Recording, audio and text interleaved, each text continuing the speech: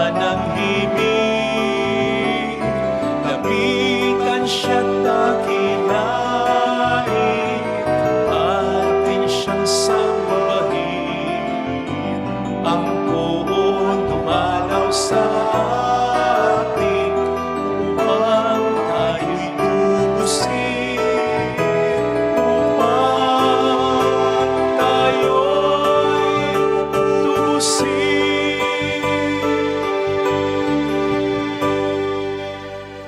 Sa ngalan ng Ama at ng Anak at ng Espiritu Santo, Amen.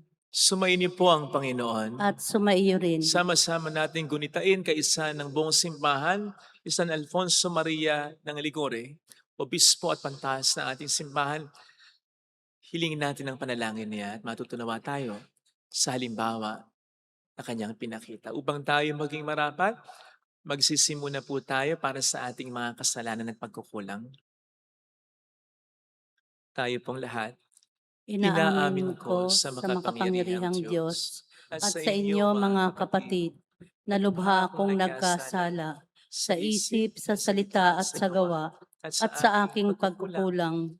Kaya isinasamo ko sa mahal na Birheng Maria, sa lahat ng mga anghel at mga banal, at sa inyo mga kapatid, na ako'y ipanalangin sa Panginoong ating Diyos. Kaawaan tayo na mapagmahal na Diyos, patawarin sa ating mga sala, at patnubayan hanggang sa buhay na walang hanggan. Amen. Panginoon, kaawaan mo kami. Panginoon, kaawaan mo kami. Kristo, kaawaan mo kami. Kristo, kaawaan mo kami. Panginoon, kaawaan mo kami. Panginoon, kaawaan mo kami. Yumuko tayo, maaaring ibulong sa Panginoon ang ating intensyon. Sama sa intensyon ng misang ito ang pag-adya sa atin ng Panginoon sa malakas na lindol. Sama sa intensyon ang panalangin para sa mga tumutulong sa atin sa ating simbahan. Gayun din ang panalangin para sa mga may sakit at mga nag-aalaga sa kanila, ang mga may pinagdaraanan ngayon sa buhay, ang mga nagpapamisa at mga nagsisimba. Manalangin tayo. Ama naming makapangyarihan, lagi mong dinudulutan ng mga bagong uliran sa kagitingan ng iyong sambayanan. Ipagkaloob mo sa diwa ng Obispong San Alfonso Maria na nagmalasakit sa kapwa, aming matapat na masunod ang kanyang mga yapak upang makamtan namin sa langit ang tinamo niyang kantimpala sa pamamagitan ni Jesucristo kasama ng Espiritu Santo magpasa walang hanggan. Amen.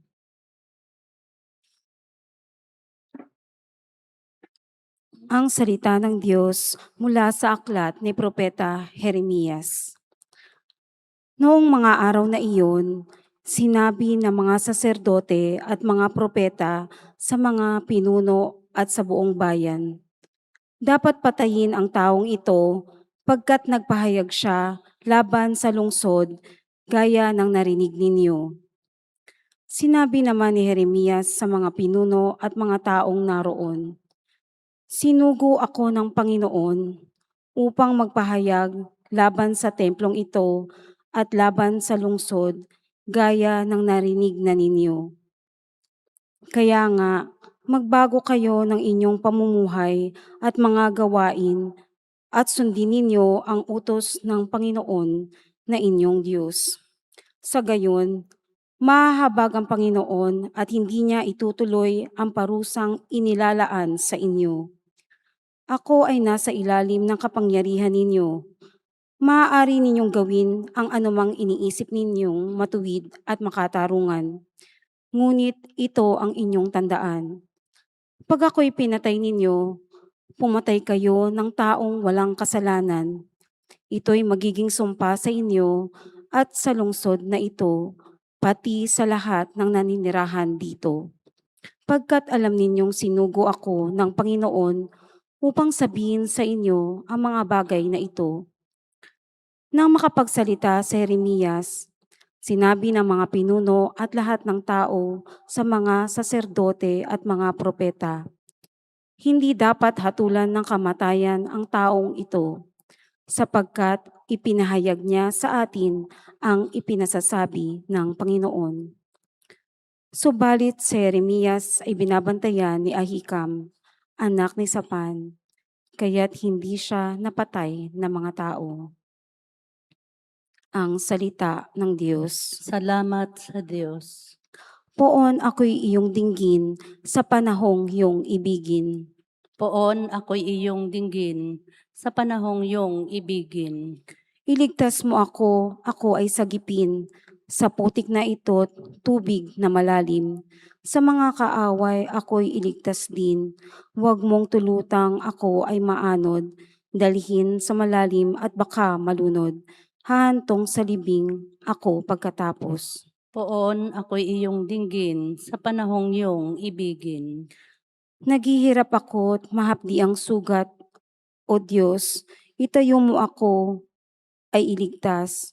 Pupurihin ang Diyos, aking aawitan, dadakilain ko't pasasalamatan. Poon ako'y iyong dinggin sa panahong iyong ibigin.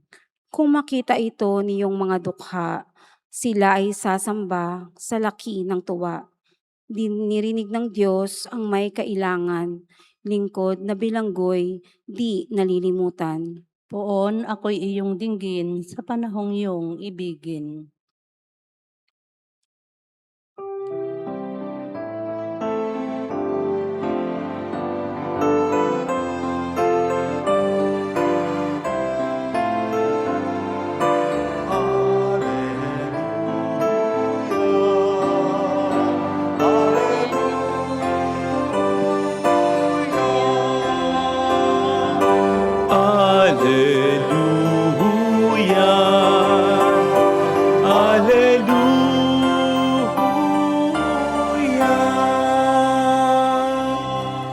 Sumainyo ang Panginoon. At sumaiyo rin. Ang mabuting balita po ng Panginoon ayon kay San Mateo. Papuri sa iyo, Panginoon. Noong panahong iyon, nang makarating kay Herodes na tetrarka ang balita tungkol kay Jesus, sinabi na sa kanyang mga lingkod, siya ay si Juan, Bautista na muling nabuhay, kaya siya nakagagawa ng mga himala. Si Herodes ang nagpahuli ng paghapos at nagpabilanggo kay Juan. Ang dahilan ay si Herodias na asawa ng kapatid niyang si Felipe. Laging sinasabi ni Juan kay Herodes, hindi matuwid na magsama kayo ng asawa ng iyong kapatid. Ibig ni Herodes na ipapatay si Juan, ngunit natatakot siya sa mga Hudyo sapagkat kinikilala nilang propeta, si Juan Bautista. Nang dumating kaarawan ni Herodes, sumayaw sa harapan ng mga panauhin ang anak ni Herodias. Labis na nasiyahan si Herodes, kaya't isinumpa niyang ibibigay sa dalaga ang anumang hingin nito sa udyok ng kanyang ina. Ay sinabi ng dalaga, ibigay niyo po sa akin ngayon din sa isang pinggan ng ulo ni Juan Bautista. Nalungkot ang hari, ngunit dahil sa kanyang pangakong narinig ng mga panauhin, iniutos niyang ibigay iyon sa dalaga. Kaya't pinapugutan niya si Juan sa bilangguan, inilagay ang ulo sa isang pinggan at ibinigay sa dalaga. Dinala naman ito ng dalaga sa kanyang ina. Dumating ang mga alagad ni Juan, kinuha ang kanyang bangkay at inilibing. Pagkatapos, ibinilita nila ito kay Jesus. Mga kapatid, ang mabuting balita po ng Panginoon. Pinupuri ka namin, Panginoong Hesukristo. Welcome sa Our Lady of Lazaret Quasay Parish, kung saan ayos lang pong umiyak at samahan tayo ng mahal na ina sa pag-iyak at sa pagdarasal upang maging maayos ang lahat.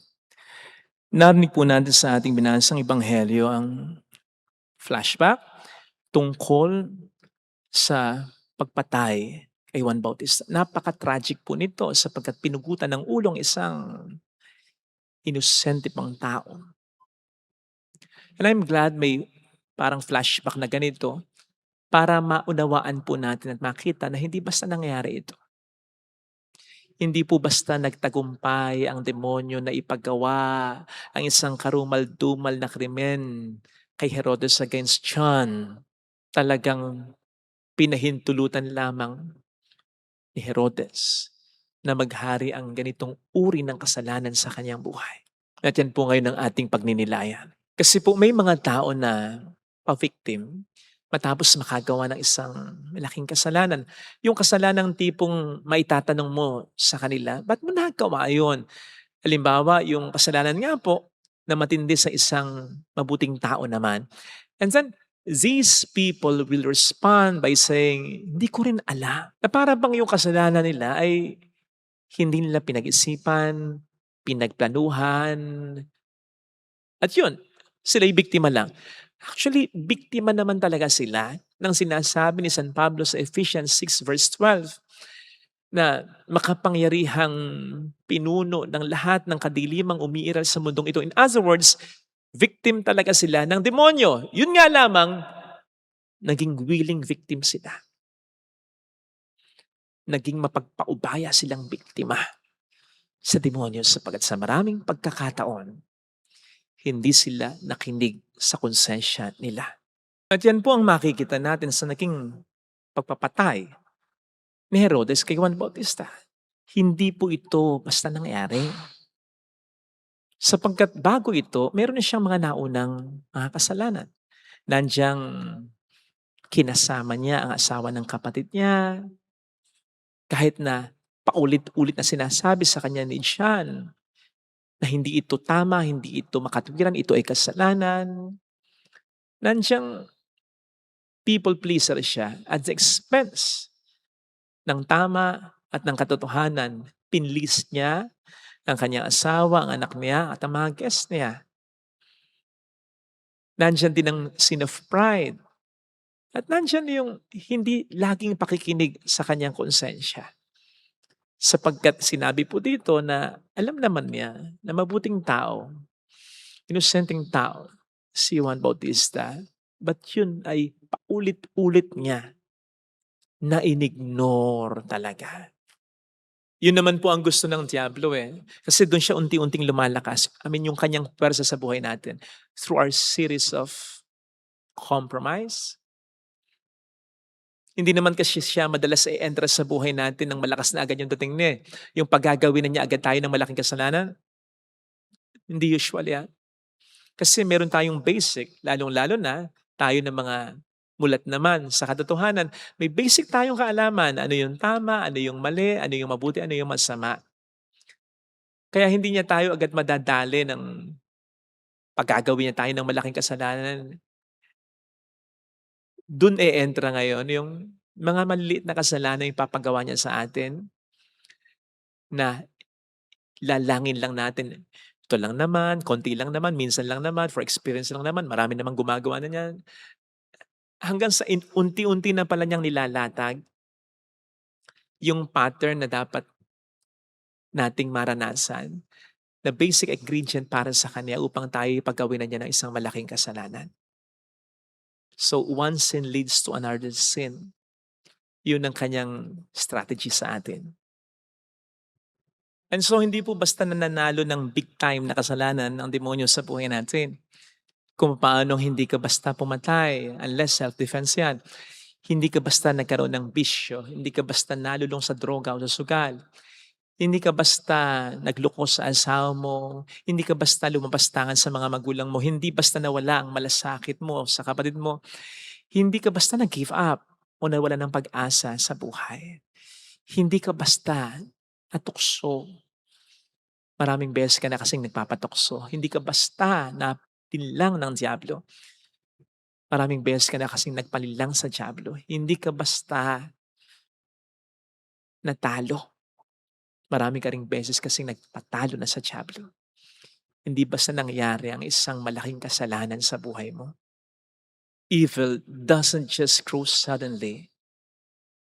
We let it grow when we always ignore our conscience, when we choose always to remain silent, when we always let fear overwhelm us. At the moment we speak the truth, we do what is right, we repent, we surrender ourselves, our soul to God, then evil suddenly loses its grip on us, its crown in our life. Kaya, ganun sana. Huwag nating tularan Si Herodes. Sapagkat hindi naman po talaga tayo mahina dahil hindi naman papayag ang Panginoon na basta lamang tayo mahulog, lalong-lalo na sa mga malalaking pagkakasala. Narinig naman po natin, di ba? Flashback ito. I mean, matagal nang patay si Juan Bautista pero naalala pa rin ni Kristo. Ang ibig sabihin na inuusig pa rin siya ng kanyang konsensya dahil sa ginawa niya kay Juan Bautista. So kung kahit pagkatapos na ng kanyang malaking pagkakasala, ay kinukonsensya pa rin siya ng Diyos, how much more yung bago siya magkasala and even during siya nagkakasala, siguradong mas maraming grasya. Sapagkat again, hindi papayag basta-basta ang Diyos na madali tayo ng demonyo na makagawa ng malaking pagkakasala.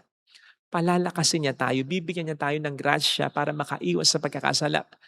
Hence, sa totoo lang, hindi talaga tayo mahina. Unless pinipili nating maging mahina. Hindi tayo mahina. Dahil palalakasin natin tayo ng Diyos against pagkakasala. Nagiging mahina lamang tayo kapag pinipili natin na maging mahina. Kapag ang pinipili natin ay yung mga tukso at hindi yung grasya ng Panginoon na makaiwas tayo sa tukso.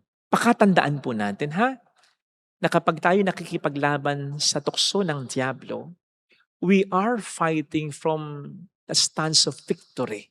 We are not fighting to be victorious sapagkat panalo na tayo Dahil pinanalo na tayo ni Kristo. Wala nang lakas ang demonyo kontra sa atin kung susunod tayo kay Kristo. Kung tayo na kay Kristo. Kung pahihintulutan natin na tayo'y gabayan, ipagsanggalang sa tukso ni Kristo. Mas malakas tayo kontra Diablo. Pero hindi pa rin kasi tayo po pwedeng manalo. Kahit na tayo'y nasa stance na ng panalo, kung tayo mismo ang magpapatalo. Sapagkat may kalayaan tayo at ginagalang ng Diyos ito. Kaya sana po ay pagnilayan natin yung maraming mga pagkakataon sa buhay natin, maliit man, simple man, kaunti man, na hinahayaan nating magtagumpay ang demonyo sa buhay natin.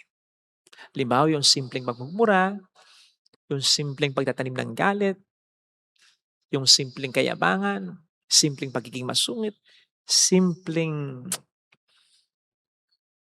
pag-iisip ng hindi maganda, pakonti-konti, paminsan-minsan, panunood ng porn. Tandaan natin na hindi ito isolated. Ito ay bahagi ng paglalatag ng demonyo ng kanyang grand pattern na pwedeng makahook sa atin in order to encourage us to do and to commit a grave sin. Let us not let this happen. Because when that happens, wala tayong ibang sisihin kundi sarili natin. Kasi ang ibig sabihin noon, bago natin gawin yon, pinagtagkumpay natin ang demonyo sa buhay natin sa maraming pagkakataon. Huwag nating tularan si Herodes. Tularan natin si St. John.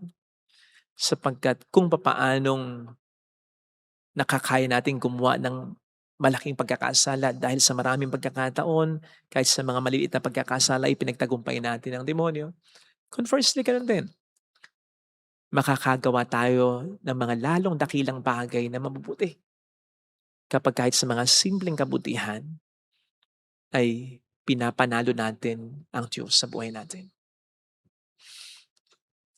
Hindi basta nakapagsalita si St. John the Baptist against kay Herod, ganun lang. Imagine, ang makapangyarihan si Herod. Sino ba naman si St. John? Diba? Pero nagawa niya yon na manindigan sa napakalaking at halagang katotohanan kahit na ito'y maging mitsa ng kanyang kamatayan. Kasi before that, nakita mo ang buhay ni John. He does not really compromise. Walang taong nag-impluwensya sa kanya, ito gawin mo. Ang nakaka-impluwensya sa kanya ang Diyos at ang mga taong naniniwala at sumusunod sa Diyos. Yun lang. Pero yung mga tao na masama ang impluwensya, walang nagkaroon ng impluwensya sa kanya. Because he does not compromise. Ang mabuti, mabuti. Ang mali, mali para sa kanya.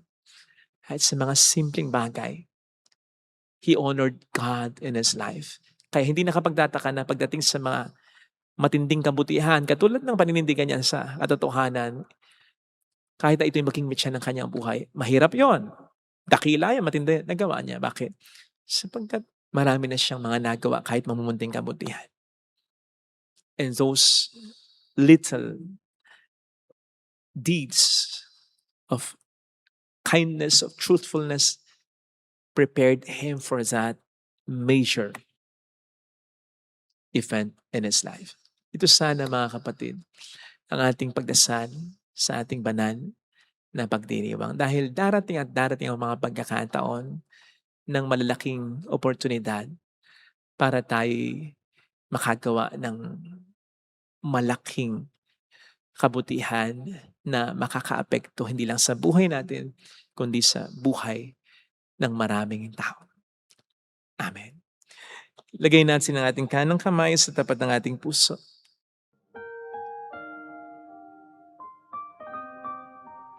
Awitin natin, alam kong may magagawa ang Diyos. Alam kong may magagawa ang Diyos. Alam kong may magagawa ang Diyos. Kung ako'y magtatapat, Kung ako'y magtatapat sa Kanya'y maglilingkod, sa Kanya'y maglilingkod, alam kong may magagawa ang Diyos. Alam kong may magagawa ang Diyos. Alam kong diringgin ng Diyos ang samo ko, Alam kong sapagkat anak niya ako. diringgin ng Diyos Mahal niya ako. ang samo ko. Alam kong diringgin ng Diyos ang samo ko. Alam kong diringgin ng Diyos ang samo ko. Kung ako'y magtatapat, Kung ako'y magtatapat sa Kanya'y maglilingkod, sa Kanya'y maglilingkod, alam kong diringgin ng Diyos ang samo. diringgin ng Diyos Pumikit tayo. ang samo ko. Panginoon, tulungan mo po ako na maging tapat sa iyo kahit sa mga simpleng pagkakataon, sapagkat alam ko na kahit sa mga simpleng pagkakataon ay pinoporma mo ang aking pagkatao, pinatatatag mo ang pananampalataya ko, pinalalawak mo ang pangunawa ko, pinahaba mo ang pasensya ko.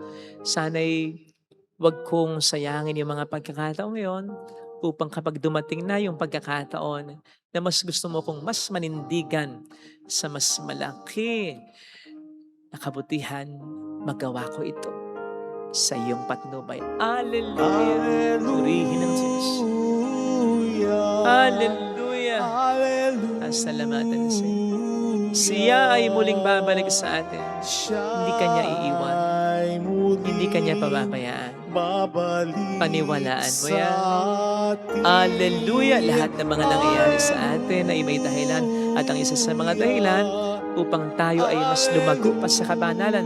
Yan man ay maganda o pangit na pangyayari, may maitutulot yan sa atin. Huwag natin yang palalampasin. Mayroong magandang mangyayari sa iyo.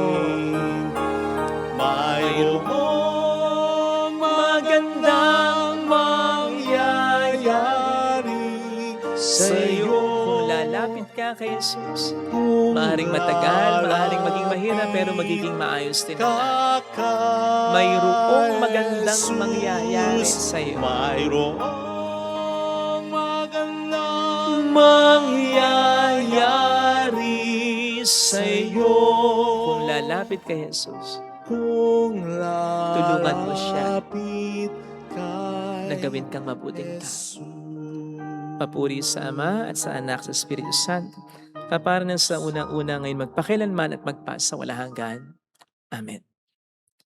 Pag-aalay.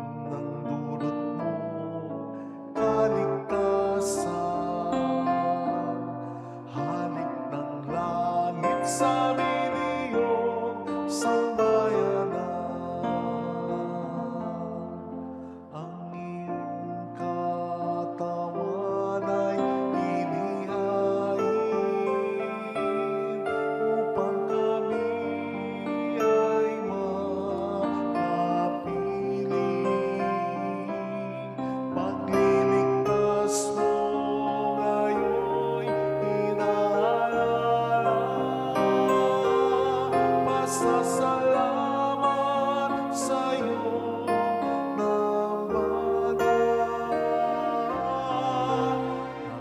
hayag ang iyong kadakilaan sa tinapay at alak na patikim ng dulot mong kaligtasan. Halik ng langit sa miliyong sambayanan. Manalangin tayo, pang ating handog ay maging kalugod-lugod sa Diyos Amang makapangyarihan. Tanggapin nawa ng Panginoon itong paghahain sa iyong mga kamay, sa kapurihan niya at karangalan, sa ating kapakinabangan at sa buong sambayanan niyang banal. Ama naming lumikha, pag-alabin mo ang kalooban namin sa ningas ng iyong Espiritu na ipinagkaloob mo kay San Alfonso Maria para maipagdiwang ang paghahaing ito. At sa pamamagitan nito, ikaw ay mahantunggan ng sariling pamumuhay bilang banal na alay. Sa pamamagitan ni Jesucristo, kasama ng Espiritu Santo, magpasa walang hanggan. Amen. Sumainyo ang Panginoon. At sumaiyo rin, Itaas sa Diyos ang inyong puso at diwa. itinaas na namin sa Panginoon. Pasalamatan ng ating Panginoong Diyos. Marapat na siya ay pasalamatan. Ama naming makapangyarihan, tunay nga pong marapat na ikaw ay aming pasalamatan sa pamamagitan ni Jesucristo na aming Panginoon. Ngayong sa San Alfonso, Maria ay pinararangalan sa pamumuhay niyang totoong uliran at pagiging maasahan sa panunungkulan. Kaya't si Jesucristo na maasahan sa katapatan ay inihahayag sa pangangasiwa sa sambayanan. Ang malasakit na mga ulirang tagapangasiwa noon ay nagpapatuloy magpahanggang ngayon sa mga panalangin kanilang iniuukol kay isa ng sambayanan mong dito'y nagtitipon. Kaya kaisa ng mga anghel na nagsisiawit ng papuri sa iyo ng walang humpay sa kalangitan, kami po'y nagbubunyi sa iyong kadakilaan. Santo, Santo, Santo, Panginoong Diyos ng mga hukbo, napupuno ang langit at lupa ng kadakilaan mo. Hosana sa kaitaasan, pinagpala ang naparirito sa ngalan ng Panginoon. Hosana sa kaitaasan. Ama naming banal, ikaw po ang bukhal ng tanang kabanalan. Kaya't sa pamamagitan ng iyong Espiritu, gawin mong banal ang mga kaloob na ito upang para sa amin ay maging katawan at dugo ng aming Panginoong Jesucristo. Bago niya pinagtiis ang kusang loob na maging handog, hinawakan niya ang tinapay, pinasalamatan kaniya, pinaghati-hati niya iyon, iniabot sa kaniyang mga alagad at sinabi, "Tanggapin ninyong lahat ito at kanin. Ito ang aking katawan na ihahandog para sa inyo."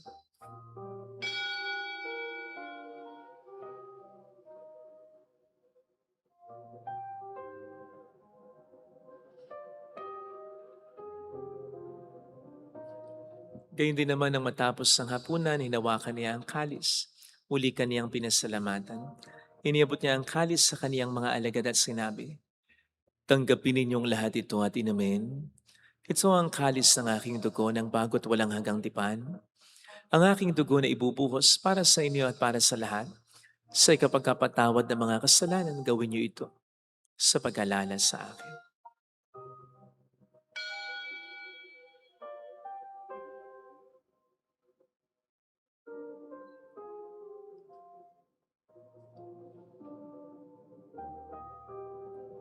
Ipagbunyi natin ang misteryo ng ating pananampalataya. Si Kristo'y namatay, si Kristo'y nabuhay, si Kristo'y babalik sa wakas ng panahon. Ama, ginagawa namin ngayon ang pag-alaala sa pagkamatay at muling pagkabuhay ng iyong anak. Kaya inialay namin sa iyong tinapay ng buhay, ang kalis ng kaligtasan. Kami nagpapasalamat dahil kami iyong minarapat at tumayo sa harap mo para maglingkod sa iyo. Sinasamo namin kami na magsasalo sa katawan at dugo ni Kristo ay mabuklod sa pagkakaisa sa pamamagitan ng Espiritu Santo. Ama, lingapin mo ang iyong simbang laganap sa buong daigdig. Puspusin mo kami sa pag-ibig. Kaisa ni Leon na aming Papa, ni Dennis na aming Obispo at ang Tanang Kaparian. Alalahanin mo po ang mga kapatid naming nahimlay nang may pag-asang sila'y muling mabubuhay. lalo na po ang aming mga ipagdarasal. Saglit nating ipagdasal ang ating mga kakilalang yumao. Kaawaan mo sila at patuloy sa iyong kaliwanagan. Kaawaan mo at paging tapatin kaming lahat na makasalo sa iyong buhay na walang wakas. Kaisang mahal na Birhen ng Lasalet, ang ina ng Diyos, San Jose ang kabiyak ng kanyang puso, San Alfonso Ligor, lahat ng mga banal na namuhay dito sa daigdig ng kalugod-lugod sa iyo, may pagdiwang naman namin ang pagpupuri sa ikararangal mo sa pamamagitan ng iyong anak na aming Panginoong Heso Kristo. Sa pamagitan ni Kristo, kasama niya at sa Kanya, ang lahat ng parangal, papuri ay sa iyo, Diyos amang makapangyarihan, kasama ang Espiritu Santo magpasawalang hanggan.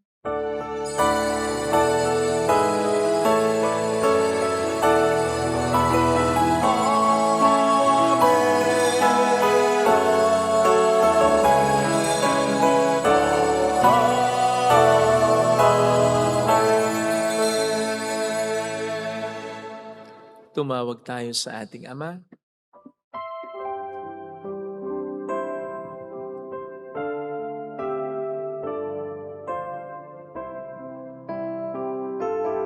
Ama namin, sumasalangit ka. Sambahin ang ngalan mo, mapasamin ang kaharian mo, sundin ang loob mo dito sa lupa para nang sa langit. Bigyan mo kami ngayon ng aming kakanin sa araw-araw at patawarin mo kami sa aming mga sala para ng pagpapatawad namin sa nagkakasala sa amin, at huwag mo kami ipahintulot sa tukso. At kami sa ng masama. Niling namin kami, O Diyos, sa lahat ng masama, pagkalooban ng kapayapaan araw-araw, iligtas sa kasalanan. Samantalang aming pinaghahandaan ng dakilang araw ng pagkapahayag ng tagapagligtas naming si Heso Kristo. Sapagkat iyo ang kaharian, ang kapangyarihan at ang kapurihan magpakailanman. Amen. Panginoong Heso Kristo, sinabi mo noon, sinasabi mo rin sa amin ngayon, kapayapaan ang iniiwan ko sa inyo, aking kapayapaan ang binibigay ko. Tunghayin mong aming pananampalataya, wag ang aming pagkakasala. Pagkalooban mo kami ng kapayapaan at pagkakaisayon sa iyong kalooban, kasama ang Espiritu Santo magpasa walang hanggan. Amen. Ang kapayapaan ng Panginoon ay sumainyo nawang lahat. At sumaiyo rin. Magbigayan tayo ng kapayapaan sa isa't isa. Kapayapaan po. Peace be with you. Kordero ng Diyos na nag-aalis ng mga kasalanan ng sanlibutan, maawa ka sa amin. Kordero ng Diyos na nag-aalis ng mga kasalanan ng sanlibutan, maawa ka sa amin. Kordero ng Diyos na nag-aalis ng mga kasalanan ng sanlibutan, ipagkaloob mo sa amin ang kapayapaan. Narito sa harap natin ng Panginoon ang ating buhay at kaligtasan. Mapalad tayong inaanayahan. Panginoon, hindi ako karapat-dapat na magpatuloy sa iyo, ngunit sa isang salita mo lamang ay gagaling na ako.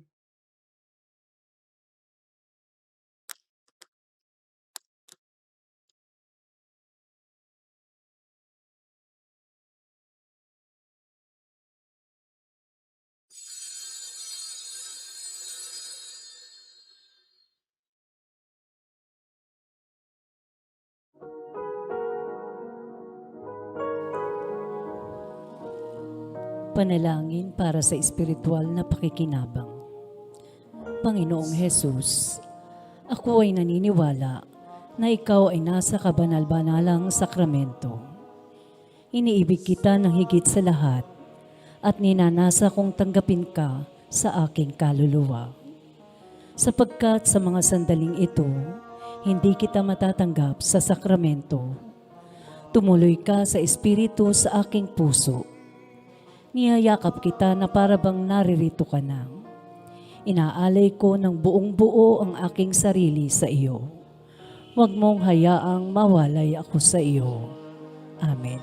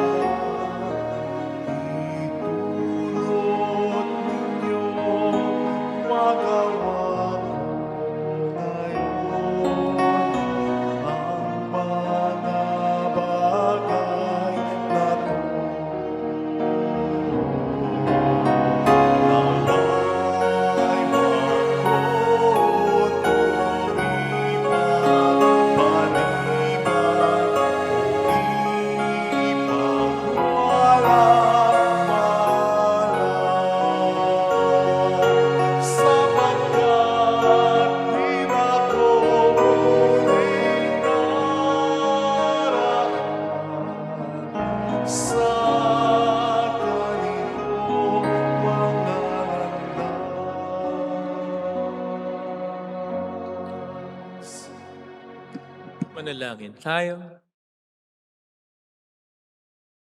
Ama naming mapagmahal, binigyan mo ng pagkakataon si San Alfonso Maria para matapat na gumanap at maglahad ng paghahain ng pakikinabang.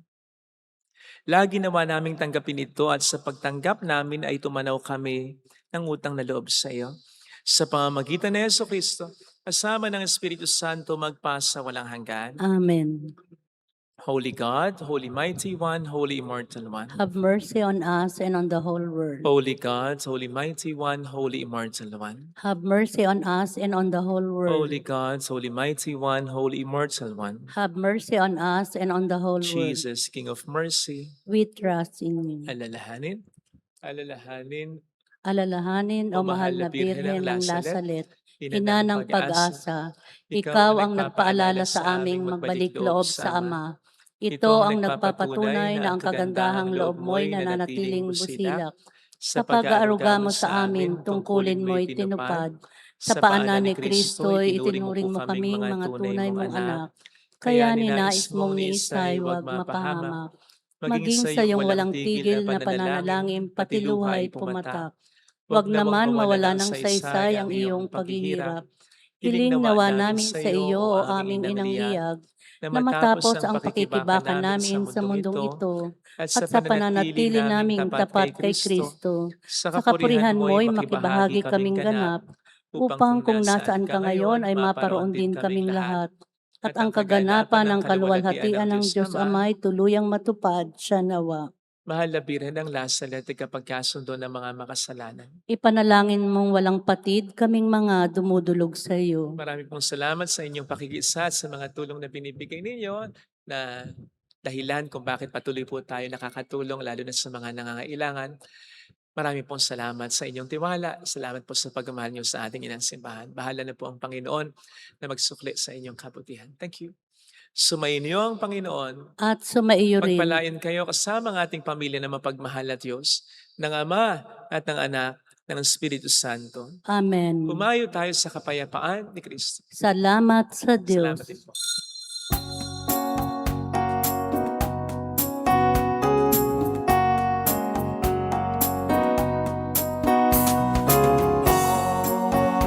This day, O Mother of our Lord, we sing you praise for lighting up our way.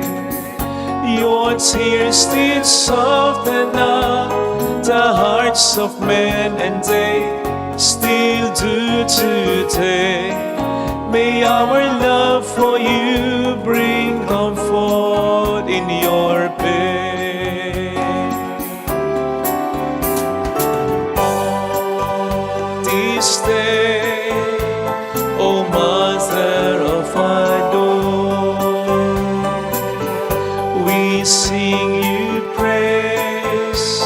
for lighting up our way. Your tears did soften up the hearts of men, and they still do